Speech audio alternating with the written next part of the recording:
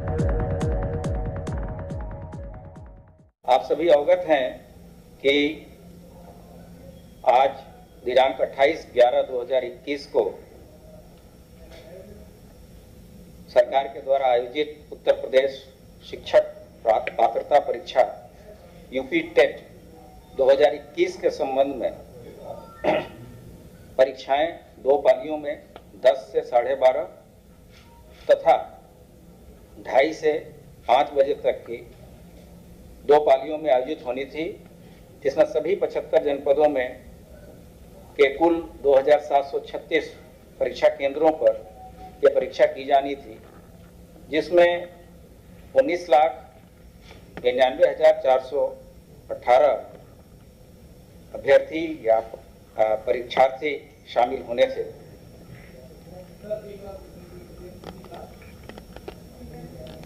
$19,99,418 सरकार की प्रतिबद्धता शुरू से सभी परीक्षाओं को शुचितापूर्ण तथा पारदर्शी तरीके से कराने की रही है और इसमें हम लोगों ने, आपने पूर्व में भी देखा होगा कि आज तक कोई भी परीक्षा ऐसी नहीं हुई जो कि किसी भी न्यायिक प्रक्रिया से जिसमें इंटरफेरेंस रहा हो, और हम लोग इसमें हमारी जो स्पेशल यूनिट्स हैं, विशेषकर एसटीएफ, कामयाब रही है और हम लोग ने पूरी तरीके से सभी परीक्षाओं को नकल विहीन कराने में सफलता प्राप्त की है। इतनी बड़ी परीक्षा आयोजित हो रही थी, इसके लिए संबंधित विभाग के प्रमुख सचिव के द्वारा डीजीपी स्तर पर मीटिंग की गई तथा अन्य प्रशासनिक व्यवस्थाओं के अतिरिक्त ये जो नकल माफिया हैं या सॉल्वर गैंग है, इन पे कड़ी नजर रखने के लिए हम लोगों ने एक पूरा जाल बिछाया, जिसमें मैनुअल इंटेलिजेंस तथा टेक्निकल इंटेलिजेंस की सहायता ली गई और बीती रात हम लोगों ने कुल अभी तक 23 व्यक्तियों को गिरफ्तार किया है विभिन्न उत्तर प्रदेश के विभिन्न शहरों से, जिसमें लखनऊ से 4 लोग पकड़े गए हैं।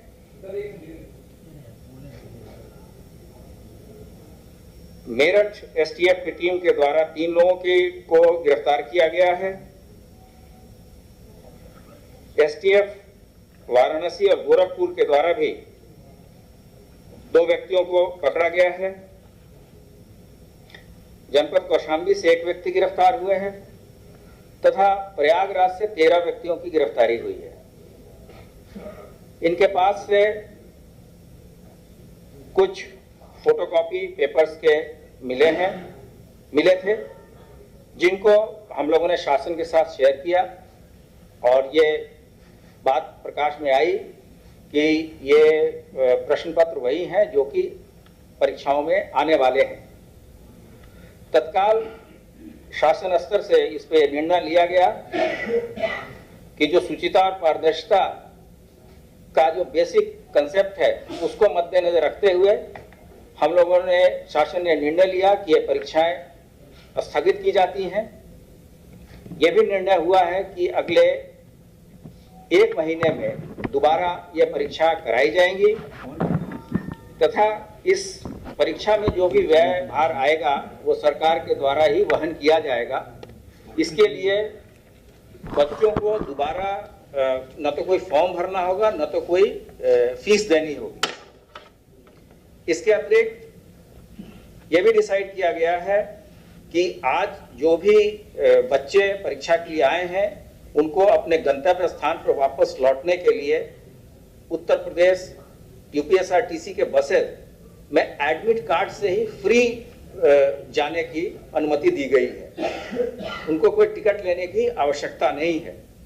इसके अलावा इस पूरे प्रकरण की जांच एसटीएफ के द्वारा की जाएगी और इसमें जो भी व्यक्ति, जो भी संस्था अगर इन्वॉल्व है, उसमें किसी को बख्शा नहीं जाएगा। ये चीज ध्यान देने योग्य है कि जो प्रश्न पत्र हैं जिस पर परीक्षाएं होनी थी अभी तक वो केंद्रों तक नहीं गई थी, उसको आज सुबह जाना था। तो अभी तक की चेन से जहां तक जिस संस्था ने ये परीक्षा जिसको आयोजित करना था उससे लेकर और ट्रेजरी तक जिसका भी इसमें इन्वॉल्वमेंट होगा, उन व्यक्तियों के विरुद्ध कठोर कार्रवाई की जाएगी।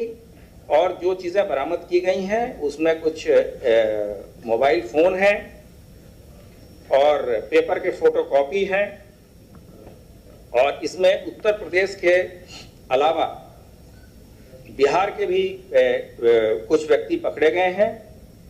और इसमें दो तरह से चीज़ें की जाती हैं, या तो सॉल्वर गैंग के द्वारा पेपर लीक कराया जाता है या किसी अन्य सॉल्वर को बिठा के ये परीक्षाएं दी जाती है।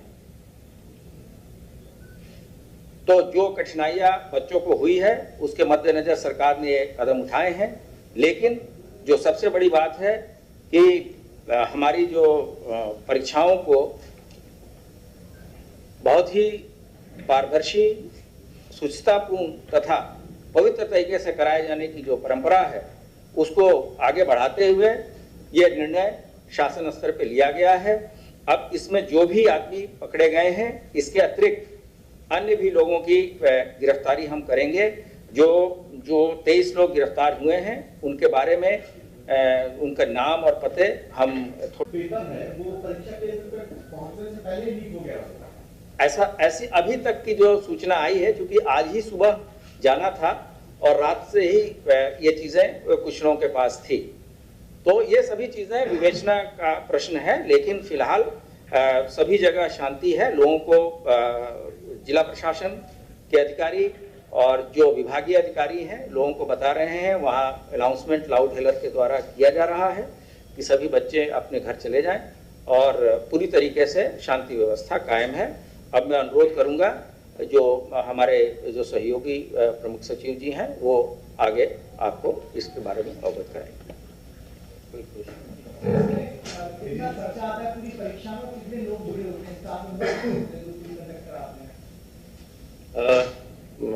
इसमें परीक्षा नियामक प्राधिकारी हैं जो प्रयागराज में बेस्ड है, वो और उनका स्टाफ होता है। कोशिश की जाती है कि कम से कम लोग इसमें जुड़े, और एजेंसी की भी सिक्रेसी रखी जाती है, कौन सी एजेंसी है।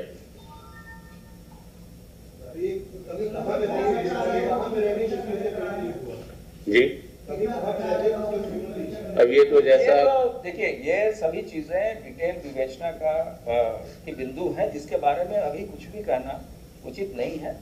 अभी जितनी चीजें थी, और जैसे आपने देखा कि शासन की तरफ से सभी तरह की व्यवस्थाएं कराई गई थी, जैसे वहाँ सीसीटीवी की भी व्यवस्था थी कि जो भी परीक्षार्थी देंगे उनका सीसीटीवी कवरेज भी होगा, तो सभी व्यवस्थाएं की गई थी। लेकिन यहाँ कुछ ऐसे गैंग हैं जो बराबर कोई भी परीक्षाएं होती हैं तो उसमें इस तरह का डिस्टर्बेंस करते हैं। कभी कभी ये भी देखा गया है कि गलत पर्चा भी लीक कर देते हैं। तो जैसे ये पर्चे लीक हुए थे उसको हम लोगों ने शासन के साथ शेयर किया, उन्होंने इस चीज़ों को तस्दीक कराया, तो पाया गया कि उसमें से प्रश्न कुछ ऐसे थे जो कि परीक्षा में आने वाले थे। तो इस बेसिस पे शासन ने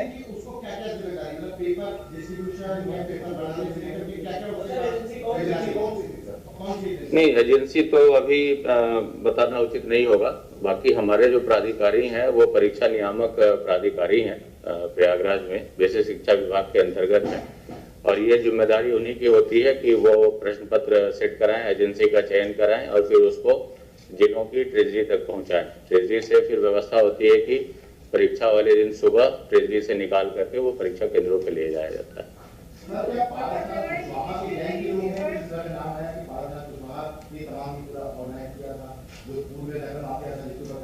इस पे मैंने आपको बताया कि इसमें कुछ दूसरे प्रदेश के भी लोग आए हैं, और इतनी जल्दी इतनी चीज़ों को बताना संभव नहीं है। फिलहाल जो प्रारंभिक सूचनाएं थी बता दी गई हैं, लेकिन यह मैं आपको आश्वस्त करना चाहूँगा कि इसमें कोई भी व्यक्ति, अगर ऑर्गेनाइजेशन इन्वॉल्व है, मैंने आपको बताया, या कोई व्यक्ति इन्वॉल्व है, सभी पे कठोरतम कार्रवाई की जाएगी।